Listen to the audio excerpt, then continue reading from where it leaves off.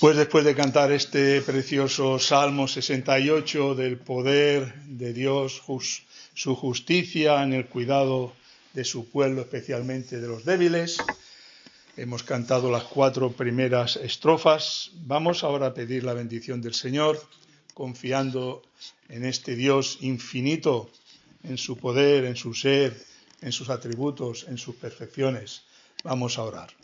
Bendito Dios y Padre amado, te alabamos, te bendecimos, porque tú eres el único Dios vivo y verdadero, creador de los cielos y de la tierra. Y Señor, es tan maravilloso, tan difícil de entender, que podamos acceder hasta el mismo trono de tu gracia, en tu presencia delante de ti, por la sangre preciosa de nuestro Señor Jesucristo, por el camino nuevo y vivo que Él abrió a través de su sangre, de su sacrificio en la cruz del Calvario. Gracias, Señor, porque por tu gracia podemos confesar y entender esta maravillosa verdad. Pero igualmente pedimos que por tu gracia, Señor, nos hagas ser más y más conscientes de esta maravillosa verdad, para que ella sustente nuestra fe, sustente nuestra vida, nos dé el descanso y la paz que tú quieres darnos, el Dios infinito en su poder, en su ser, en sus atributos, el Dios infinito en su amor, que de tal forma nos amaste, que entregaste a tu Hijo a morir en la cruz del Calvario. Gracias, Padre, porque podemos entonar estos cánticos preciosos que salen de lo más profundo de nuestros corazones para la honra y la gloria de tu nombre, confesando y reconociendo que tú eres el Dios Todopoderoso, que creó el universo, que dominas y gobiernas y controlas todas las cosas, y que por tanto podemos estar en base a tus promesas y en base a la obra de nuestro Señor Jesucristo, sabiendo que somos infinitamente bendecidos, que nada acontece y ocurre en nuestras vidas que no sea permitido y controlado por ti. Danos, Señor, esa sabiduría, ese entendimiento, que podamos sentir tu presencia a cada momento de nuestra vida, podamos sentir el gozo de la salvación por el perdón de nuestros pecados, la seguridad de la vida eterna, que un día estaremos ya contigo, libre de todo pecado, libre de toda debilidad, de todo obstáculo, de toda cadena, Señor, para estar contigo por toda la eternidad, adorándote y alabándote de forma perfecta como tú eres digno y merecedor.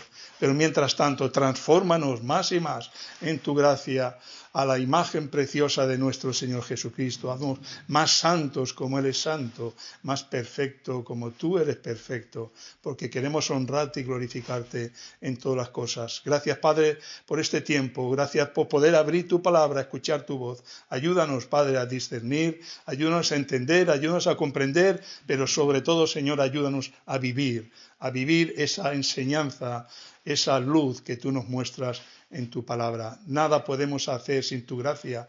Te damos gracias porque tú pones ese anhelo y ese deseo en nuestros corazones, porque tú eres el que obras el querer y el hacer por tu buena voluntad. Así lo reconocemos, lo confesamos y te lo agradecemos y te suplicamos que sigas obrando en nuestras vidas personales, en nuestras familias, en nuestros hijos, en nuestros nietos, en nuestra iglesia, en tu iglesia aquí, en este lugar. Bendícela, avívala, Señor, pon más hambre y sed de ti. Envía un siervo conforme a tu corazón, para que tú seas glorificado por medio de su ministerio y la iglesia pueda ser edificada y bendecida para andar más y más en tus caminos. Te lo pedimos en el precioso y el bendito nombre de nuestro Señor Jesucristo. Amén. Y amén.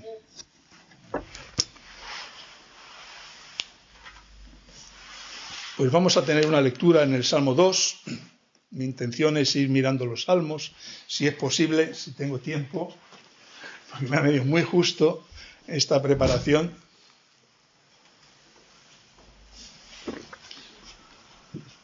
Como sabéis, pues la situación, las circunstancias son un poco complicadas, las 24 horas del día. Hay que estar pendientes de la situación. Pues el Salmo 2 dice así la palabra del Señor. Salmo 2. Hemos cantado ese Salmo 68. Cuando el Señor entra en acción, tiemblan y esparcidos son todos sus enemigos. Y el Salmo 2 dice así: ¿por qué se amotinan las gentes y los pueblos piensan cosas vanas? Se levantarán los reyes de la tierra y príncipes consultarán unidos contra Jehová y contra su ungido, diciendo: rompamos sus ligaduras y echemos de nosotros sus cuerdas. El que mora en los cielos se reirá. El Señor se burlará de ellos. Luego hablará a ellos en su furor y los turbará con su ira. Pero yo he puesto mi rey sobre Sión, mi santo monte. Yo publicaré el decreto. Jehová me ha dicho: mi hijo eres tú, yo te engendré hoy. Pídeme y te daré por herencia las naciones, y como posesión tuya los confines de la tierra. Los quebrantarás con vara de hierro, como vasija de alfarero los desmenuzarás. Ahora pues, oh reyes, sed prudentes, admitid amonestación, jueces de la tierra. Servid a Jehová con temor y alegraos con temblor. Honrad al Hijo para que no se enoje y perezcáis en el camino, pues se inflama de pronto su ira. Bienaventurados todos los que en él confían. Amén. Que el Señor bendiga su palabra. Me he titulado esta meditación, este salmo en esta noche: la triste realidad de la humanidad. La triste realidad de la humanidad. Fijaos que vemos en este salmo, de forma explícita, de forma clara, la realidad en la que la humanidad se encuentra, como decíamos la semana anterior en el Salmo 1, que era como la introducción a todo el libro de los Salmos y a toda la Escritura, porque en definitiva lo que nos muestra la Biblia es que hay, decíamos, dos caminos. Veíamos el camino del malo, que se ha destruido, el camino del temeroso de Dios, que ama su ley, se deleita en ella, medita en ella de día y de noche. Y es lo que vemos aquí, como dijimos en el Salmo 1, los dos caminos. El camino del enfrentamiento a Dios, sea más manifiesto o menos manifiesto, en el fondo, la actitud del ser humano es la actitud de enfrentamiento con Dios su Creador, o el camino del deleite con su Dios y con su Creador. Este es un salmo mesiánico. Históricamente se refiere al rey David, como los salmos mesiánicos tiene una interpretación actual, se refiere al rey David, pero proféticamente se refiere al Mesías prometido. Recordáis, importante, Génesis 3:15, la simiente de la mujer aplastará la cabeza de la serpiente.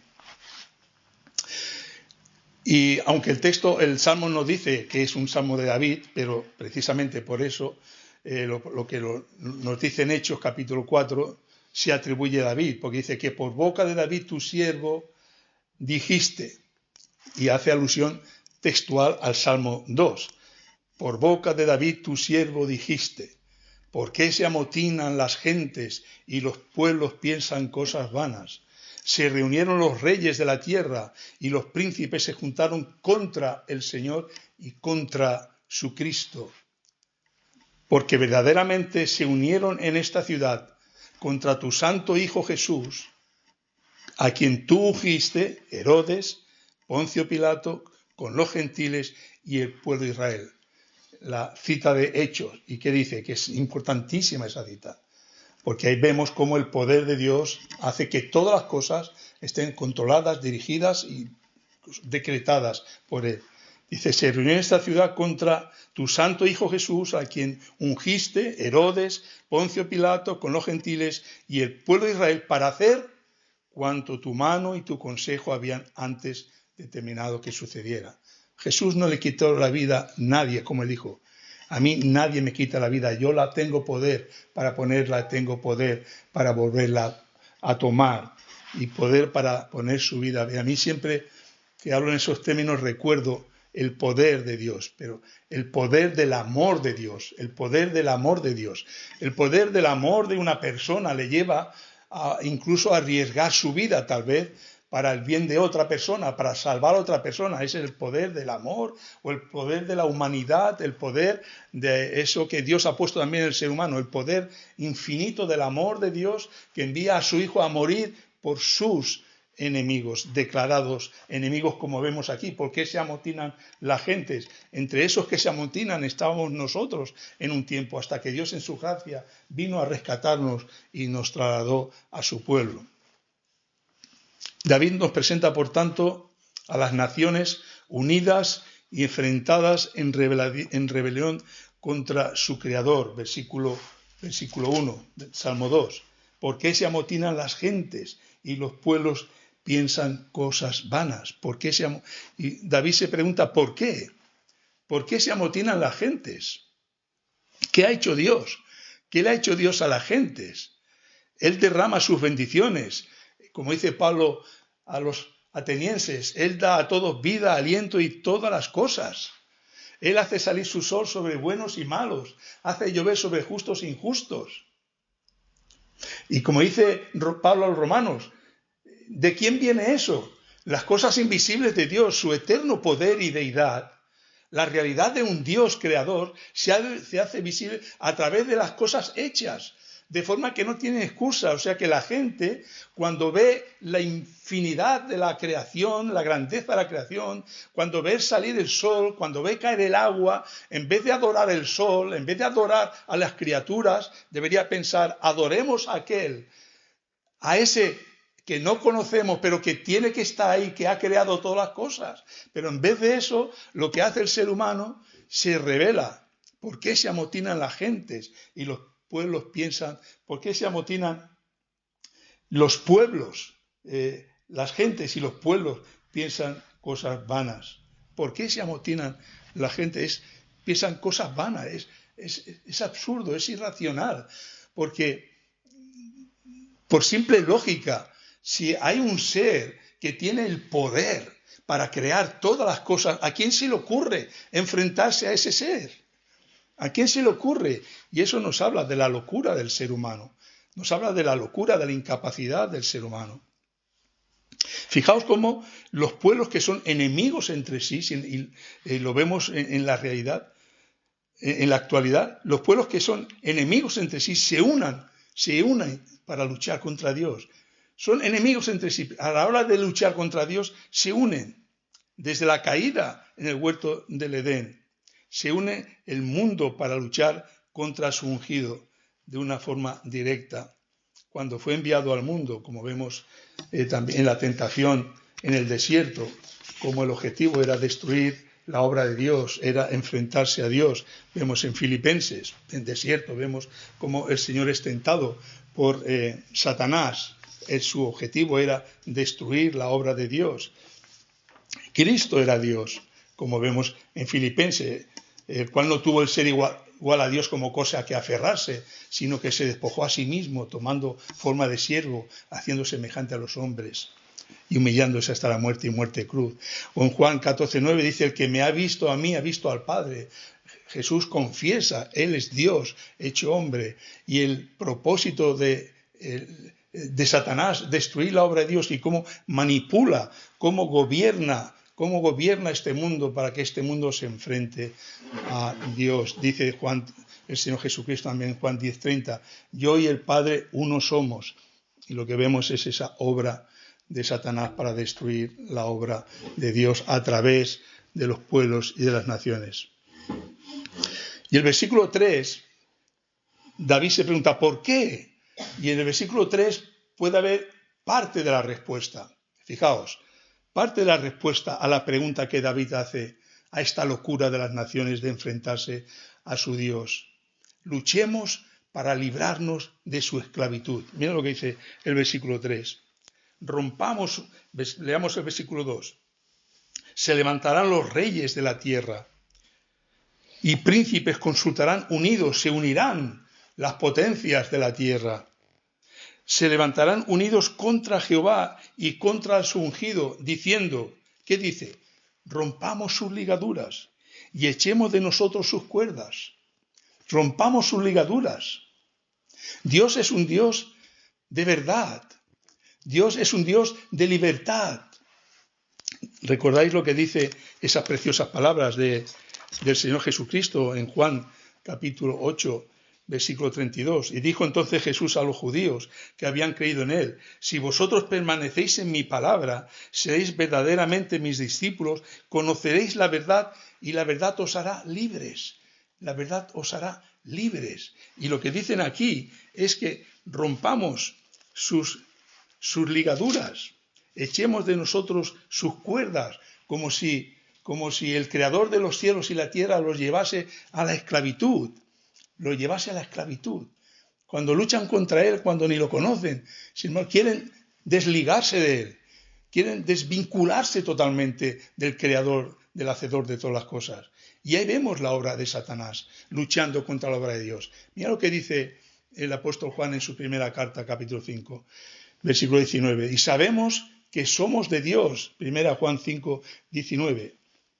Pero fijaos también el contraste con el mundo, el privilegio que nosotros sabemos. El mundo está en las tinieblas. El mundo está muerto en delitos y pecados. El mundo se enfrenta y lucha contra Dios. Sin embargo, nosotros sabemos que somos de Dios. Pero también sabemos que el mundo entero está bajo el maligno. Sabemos que somos hijos de Dios y también sabemos que el mundo entero está bajo el maligno. Pero sabemos que el Hijo de Dios ha venido y nos ha dado entendimiento para conocer al que es verdadero. Y estamos en el verdadero, en su Hijo Jesucristo. Y este es el verdadero Dios y la vida eterna.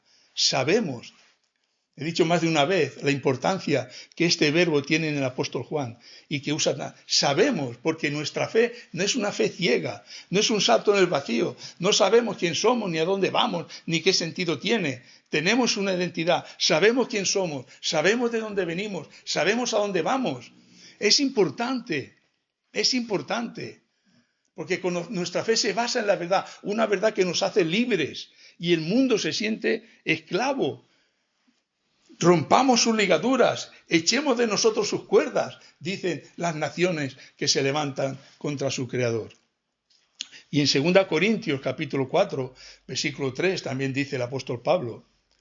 Dice, pero si nuestro evangelio está aún encubierto, o sea, la palabra de Dios, la verdad de Dios, 2 Corintios 4:3, pero si nuestro evangelio está aún encubierto, entre los que se pierden está encubierto, en los que se pierden, en el mundo, en ese mundo que se une contra Dios, dice, en los cuales el Dios de este siglo, Satanás, el Dios de este siglo, cegó el entendimiento de los incrédulos para que no les resplandezca la luz del Evangelio, de la gloria de Cristo, el cual es la imagen de Dios. El Dios de este siglo cegó el entendimiento de los incrédulos. Este mundo que está guiado, dirigido, cegado por Satanás, influenciado por Satanás, se enfrenta a Dios, porque tanto Satanás como el mundo caído, muerto en sus delitos y pecados, es enemigo de Dios. Se quieren desligar de la esclavitud. Qué contradicción, cuando Él es libertad. Conoceréis la verdad y la verdad os hará libres, verdaderamente libres. Hermanos, no sé cómo os sentís si experimentamos, como he dicho en otras ocasiones, esa libertad de saber, de tener una identidad, de saber quién somos, qué sentido tiene la vida para nosotros, a dónde vamos, por qué hacemos lo que hacemos, qué sentido tiene la vida para nosotros. Y en ese sentido, dice Spurgeon en cuanto a esto, dice, para un cuello sin gracia,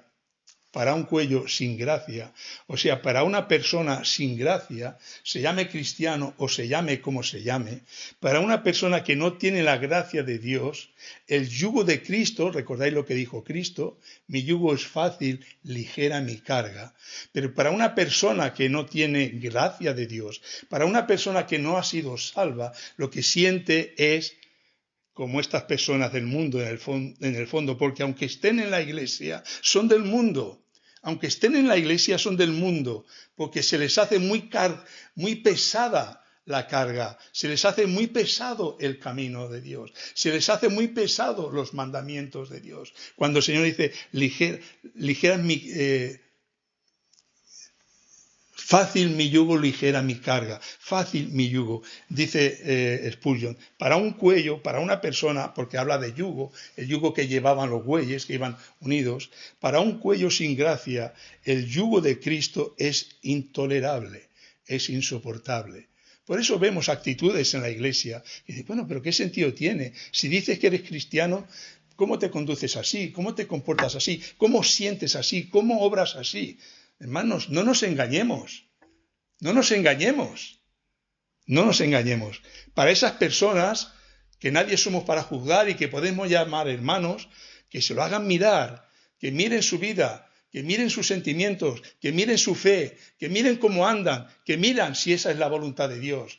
O se están en el fondo enfrentándose a Dios, enfrentándose a sus caminos, enfrentándose a sus leyes, enfrentándose a su voluntad. ¿Recordáis el devocional de ayer? Nos creemos más inteligentes que Dios. Claro, cuando Dios nos dice, haz esto, pero hacemos otra cosa, estamos diciendo, yo soy más inteligente que Dios, porque yo quiero seguir por ese camino, no por el camino que Dios me dice. Dios puede decir esto, pero yo hago esto.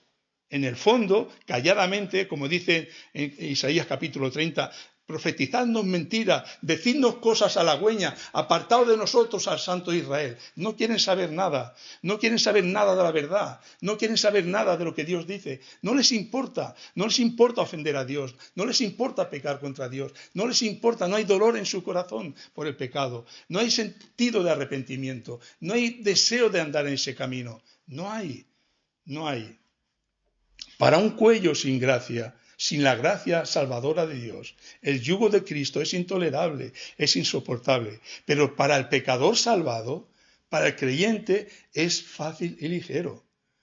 ¿Qué estamos diciendo? Señor, es que es difícil. No, Señor, hazme más santo como tú eres santo. Hazme más perfecto como tú eres perfecto. Señor, no quiero pecar contra ti. Ayúdame, yo no puedo, soy débil.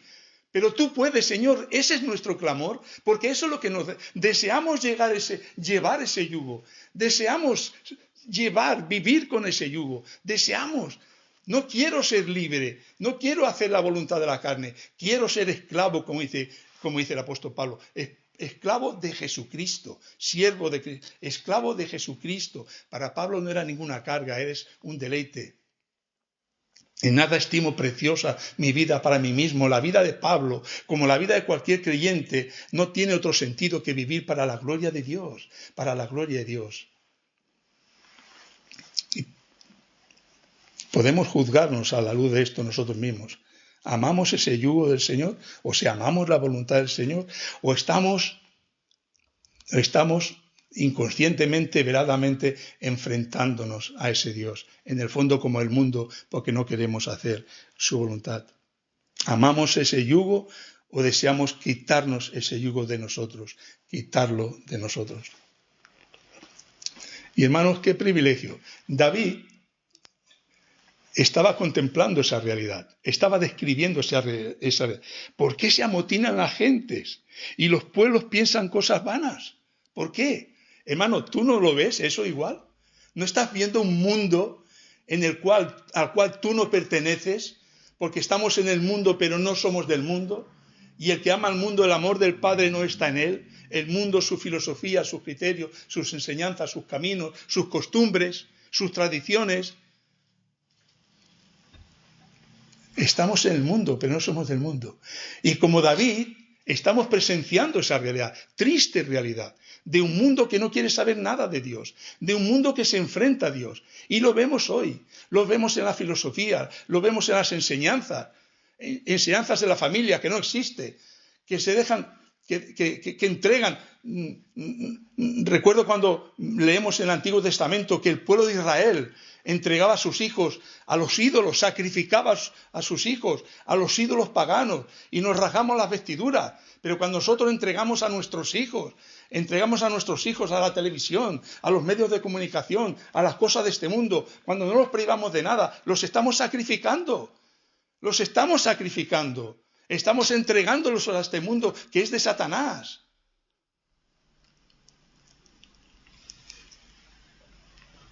Y como David, tenemos el privilegio de verlos desde esta perspectiva. No estamos en contra de Dios, estamos en el Señor, estamos con el Señor. Amamos al Señor, queremos servir al Señor y le pedimos que nos ayude.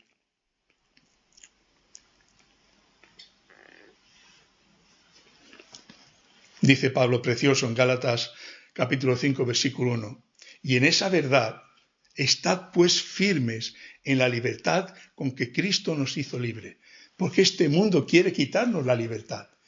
Quiere hacernos esclavos, que volvamos, como dice Pablo a los Gálatas, que religiosamente, espiritualmente querían volverse a esclavizarse a las leyes antiguas. Y no era suficiente Cristo, tenían que hacer los rituales del Antiguo Testamento. Para ellos Cristo no era suficiente. Es lo mismo, nos queremos esclavizar a tantas cosas. Los hombres hacemos...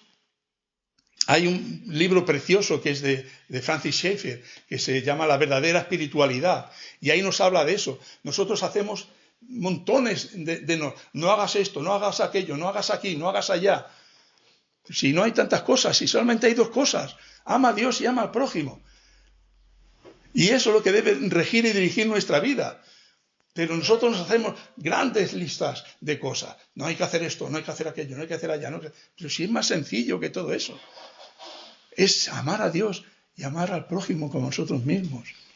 Y dice Pablo a los Gálatas, importante cita, cuando tú has experimentado esa libertad que Dios te ha dado porque te ha salvado y has experimentado esa salvación, el perdón de los pecados, y sabes que tienes esperanza de vida eterna, y sabes que estar con Cristo es muchísimo mejor, y cuanto más viejo eres, más lo sabes, porque más pesado se hace este mundo. Estar con Cristo es muchísimo mejor. Dice Pablo, estad pues firmes en la libertad con que Cristo nos hizo libres. Conoceréis la verdad y seréis verdaderamente libres. Estad firmes.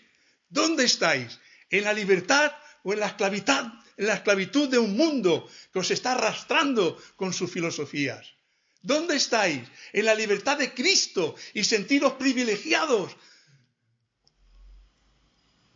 ¿O estáis arrastrándoos por este mundo, ni en un sitio ni en otro?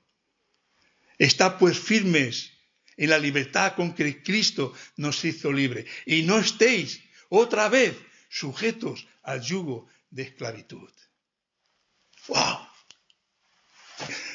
¡Qué precioso! ¡Qué tesoro! ¡Qué herencia! Poder experimentar esta verdad. Que no somos esclavos del mundo, que somos esclavos de Cristo para hacer su voluntad, que queremos hacer su voluntad. Y fijaos el versículo 4, dice, el que mora en los cielos se reirá, el Señor se burlará de ellos. Dios no se goza en el sufrimiento, no está queriendo decir aquí que Dios se goce en el sufrimiento, ni se goza en la muerte. Dice el Señor que no quiere la muerte del que muere, sino que se arrepienta y viva. Por eso el Señor está hablando desde Génesis 3:15. El Señor está hablando, habló a través de Noé, habló a través de Abraham, habló a través de su pueblo y habla a través de Cristo y habla a través de su iglesia, porque el Señor no quiere que nadie se pierda, sino que se arrepientan y vivan. Pero el Señor mira esa risa que es evidencia del poder soberano de Dios, de la inmutabilidad de Dios ante la pretensión ridícula de enfrentarse a su Creador.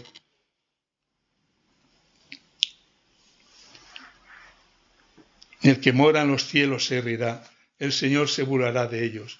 Y luego el Señor hablará en su furor. El Señor derrama su juicio a lo largo de la historia. Pero ¿qué vemos? El hombre no pensaba cuando meditaba en esto, en la pandemia. La gente, ayer en el apagón, imagino que eso se prolonga. La gente, oísteis igual que yo, supongo, hay que aprender de esto. Ay, ahora nos damos cuenta qué es lo que tiene valor. La vida no es nada. Mira los que se han muerto sin poder ni siquiera ser despedidos por sus seres queridos. Mira lo que es la vida. Mira, la gente piensa. Hay momentos en que la gente piensa. Y Dios derrama su juicio muchas veces también para que la gente piense y se dé cuenta de que no somos nada, no tenemos nada. No tenemos ningún valor, no tenemos ningún poder, no somos nada, como dice aquí. ¿Por qué se amotina la gente? Los pueblos piensan cosas vanas. Se levantarán los reyes de la tierra, el Señor dice, pero qué ridículo, qué ridículo. Levantarse contra el Creador del universo, pero ¿qué es la locura? Es la locura. ¿Qué lógica tiene eso? Pero eso es lo que es la realidad del ser humano. Como todo lo que vemos en nuestros días, exactamente igual, la locura del ser humano, apartándose de Dios, enfrentándose a Dios, retando a Dios. Bueno, incluso hemos visto manifestaciones estos días de algunos artistas. A mí ni Dios ni su palabra me tiene que decir lo que tengo que hacer. De una forma abierta, revelándose. Gente con influencia, gente con muchos millones de seguidores detrás, gente que por su vida artística, por lo que sea, es reconocida. Y hay quien lo dice así expresamente, pero quien no lo dice expresamente, lo dice con su vida, le da todo igual. Su forma de vestir, su forma de hablar, su forma de comportarse, su forma de ser. ¿Dais cuenta la diferencia que tiene que haber entre unos y otros? Es que no tenemos nada que ver con este mundo. Estáis en el mundo, pero no sois del mundo. No sois de este mundo que se enfrenta a Dios, que se rebela contra Dios, que levanta su boca contra Dios. Pero como David podemos verlo y podemos orar también, como dice el Señor. Orad por los que están en eminencia, los reyes, los que están en eminencia, los que Dios ha puesto para gobernar. Orad, orad. Qué importantes somos, reyes y sacerdotes. Hermosa la heredad, dice el Salmo que me ha tocado. Las cuerdas me cayeron en lugares deleitosos. Y es que cuando piensas en estas cosas, realmente tu alma se eleva, tu espíritu se enciende en gratitud y alabanza a Dios. Señor, qué maravilla, qué maravilla, qué maravilla que Dios nos ha dado.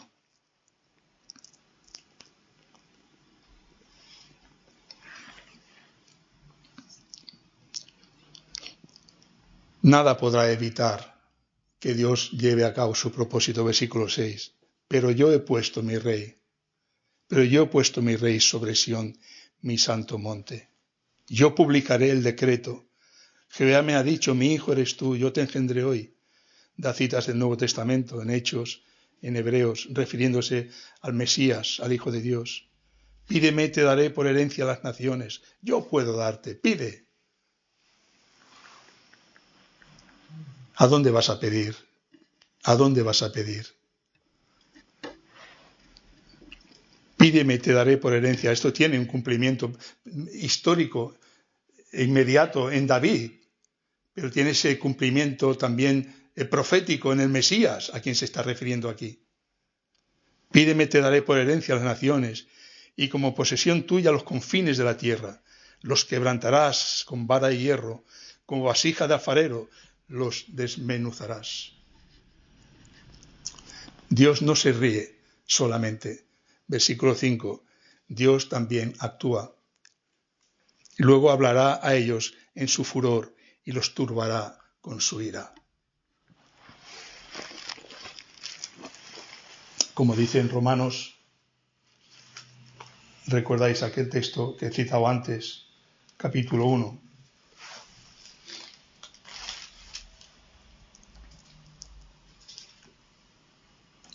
Versículo 18. Porque la ira de Dios se revela desde el cielo contra toda impiedad e injusticia de los hombres que detienen con injusticia la verdad. Porque la ira de Dios se revela desde el cielo contra toda impiedad e injusticia de los hombres que detienen con injusticia la verdad. ¿Por qué? Porque ese Dios contra el que se revela, porque lo que de Dios se conoce les es manifiesto, pues Dios se lo manifestó. Porque las cosas invisibles de Él, su eterno poder y deidad, se hacen claramente visibles desde la creación del mundo, siendo entendidas por medio de las cosas hechas, de modo que no tiene excusas. Pues habiendo conocido a Dios, no le glorificaron como a Dios, ni le dieron gracias, sino que se envanecieron en sus razonamientos. Se envanecieron, cosa vana, en sus razonamientos. Levantémonos contra Dios, unámonos contra Dios. Se envanecieron en su razonamiento, su necio corazón fue entenebrecido. Profesando ser sabios, se hicieron necios y cambiaron la gloria del Dios incorruptible en semejanza de imagen de hombre corruptible, de aves, de cuadrúpedos, de reptiles. Irracional.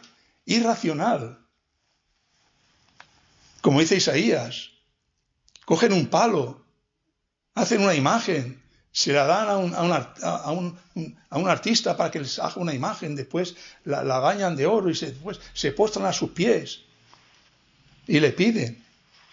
Ese es el mundo. De otras formas, porque estamos en otras épocas, la época de la ciencia, la tecnología, pero no es lo mismo. Es la ciencia ese Dios ante la que se postran, decíamos antes, mucha ciencia, mucho desarrollo, mucho adelanto. Se va la luz y nos vamos al traste. Se va la luz y nos vamos al traste. Se para todo, se hunde todo, simplemente porque se vaya la luz. Ese es el ser humano. Pero no mira a Dios. No mira a Dios. Sigue burlándose de Dios. Sigue combatiendo a Dios. Pero Dios va a actuar, como dice en Romanos y como dice en el versículo 5. Luego hablará a ellos en su furor y los turbará con su ira. Dios se revelará con su ira y su juicio y nadie va a frustrar sus planes. Y ahí estamos nosotros en esos planes. Si ese Dios está con nosotros, ¿quién contra nosotros? Pero además eso no son palabras. Si ese Dios está con nosotros, ¿qué Dios? El Dios que ha entregado, que no catimó ni a su propio Hijo, sino que lo entregó por todos nosotros. ¿Cómo no nos va a dar? A dar, no a vender, no a dejar, no a prestar, a dar. Si dio a su Hijo, ¿cómo no nos va a dar todo lo que necesitamos, todo lo mejor? Y cuánta felicidad, y cuánto gozo, y cuánta alegría, y cuánta dicha nos perdemos porque estamos lejos de ese Dios.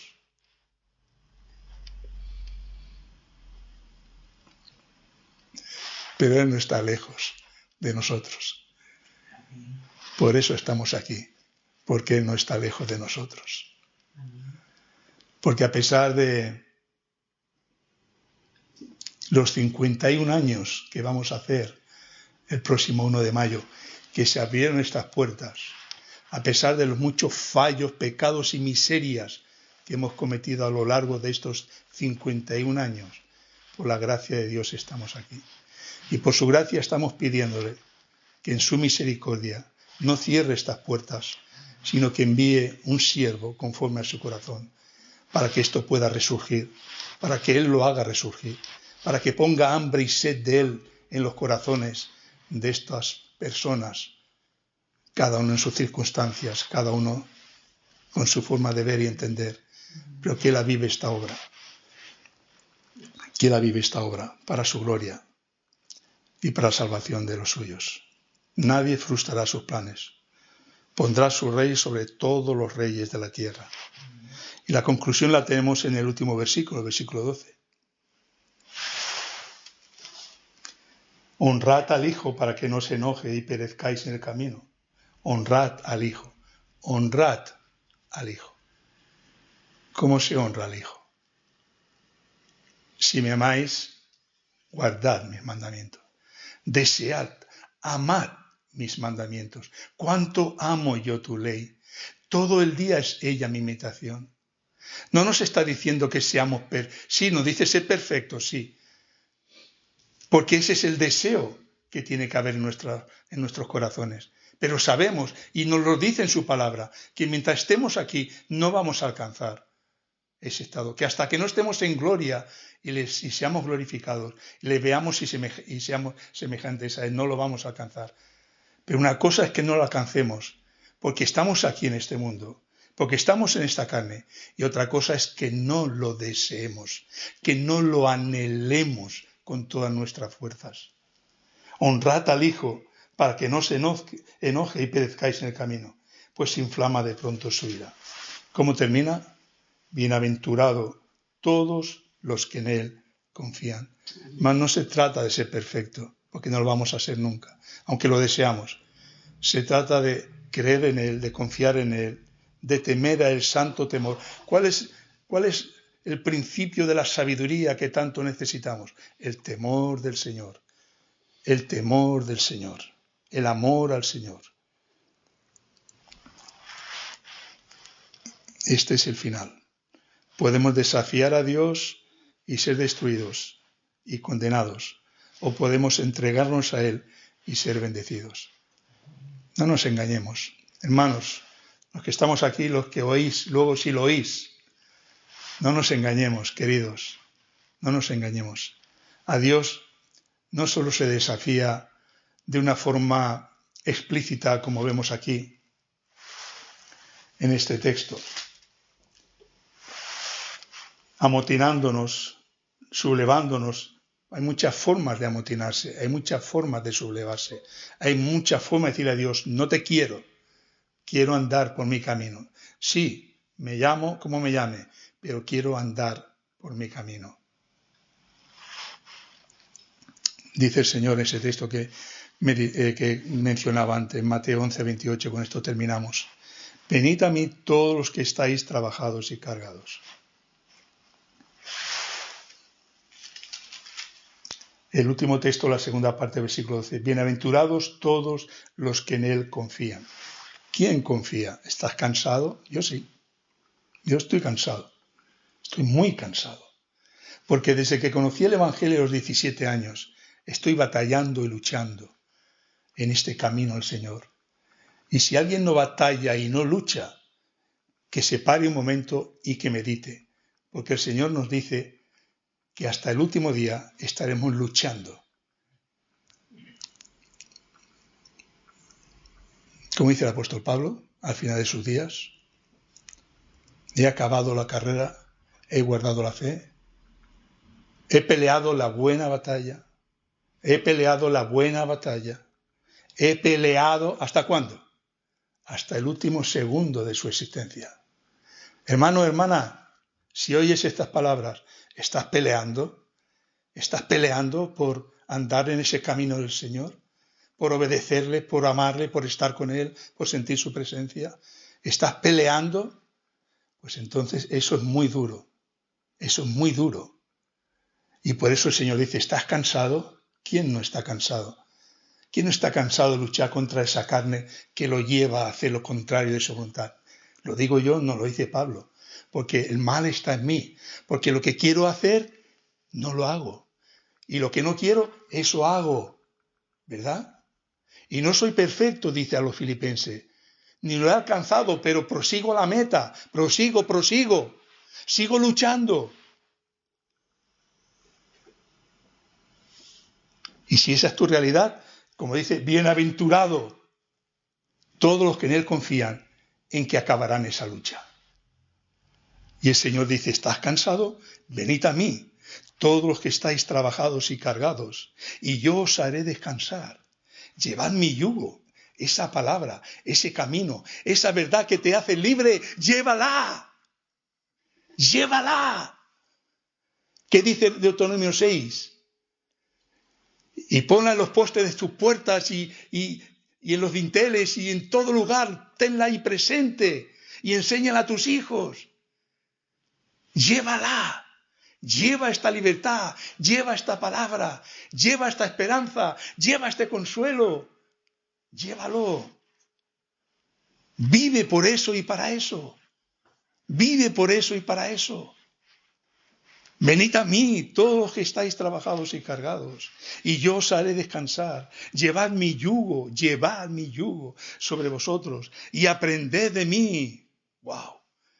Que soy manso y humilde de corazón y hallaréis descanso. ¡Wow! Por favor. ¡Qué promesa tan maravillosa! Lo dice. No lo digo yo. No lo dice Diego. No lo dice un pastor. Lo dice Él.